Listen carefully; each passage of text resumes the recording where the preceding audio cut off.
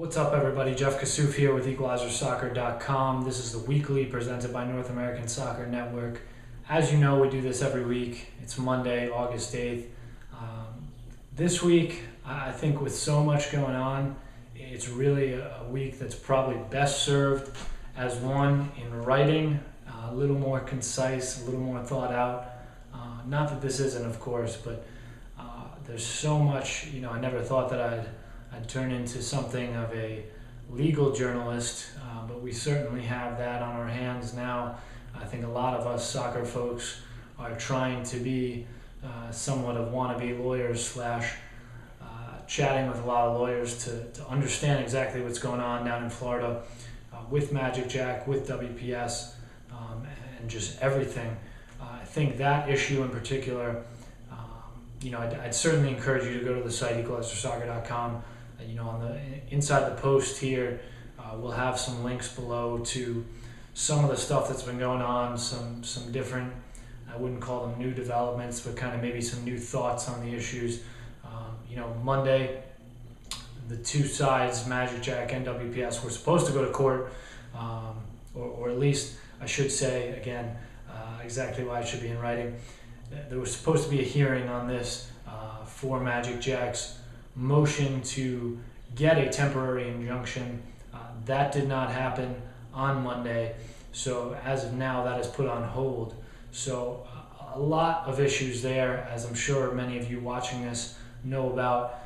I think we're going to leave that to the writing, the written text there for now at least, and when we begin to get some more clarity, maybe we'll chat about it here on the weekly. Maybe we'll even have some special reports from the courtrooms, or who knows. Hopefully it doesn't get to that point, to be honest. But on the field, Magic Jack continuing to surge.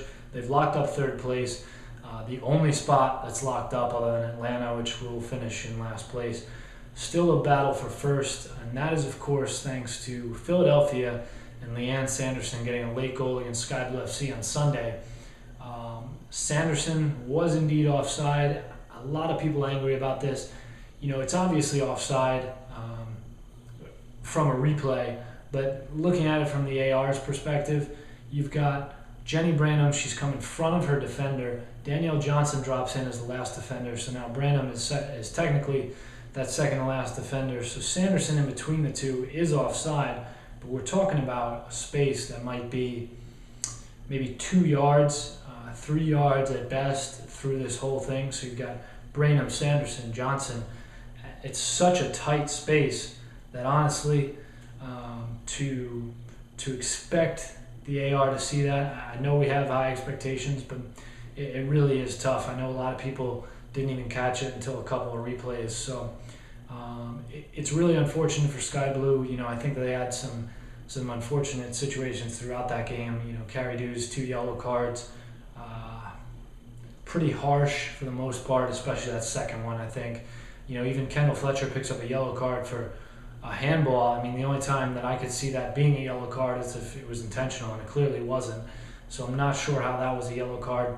Sky Blue will probably feel a little bit done in. I know that, you could see post-game Jenny Branham was pretty fired up.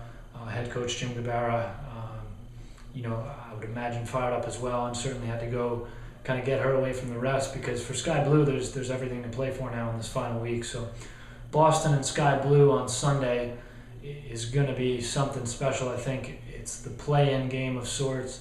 It is the two teams with the last shot at the playoffs. It's 2 teams, 1 spot. You can't ask for much more. So that's going to be interesting at Harvard at 4. And then obviously Philadelphia down at Magic Jack on Sunday. They're going to be looking for the full 3 points. Even if they get them, they still could come in second. That's dependent on how the Flash do. Western New York has to go to Magic Jack on Wednesday. If they get the win, they go ahead of Philadelphia and atop the table with 1 to play for both teams. And then it's really interesting because the Flash need to win outright, which they can. They control their own destiny.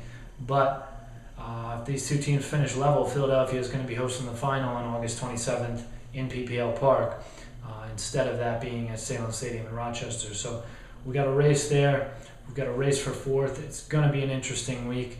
I definitely encourage you all to keep on coming back to the site, keep on going to all the different women's soccer news sites to stay up on this, because it's an interesting time. You've got this playoff race, you've got this Magic Jack drama, and as I reported yesterday or on Sunday on EqualizerSoccer.com, obviously now the Boston Breakers majority share up for sale. Gary Loveman has put his controlling interest on the market, looking for a new investor. So a lot going on in WPS right now, a lot to look forward to, certainly a lot to monitor, and we'll be doing that for you along with many others. So keep on coming back. Not as much tactical talk this week, but unfortunately, as I think many can sympathize with, that's been the theme of the week. It's just kind of like, let's get back to soccer. And you know what? Sunday we'll definitely be back to soccer. So till next week, I'm Jeff Kassouf, EqualizerSoccer.com. This is the Weekly presented by North American Soccer Network.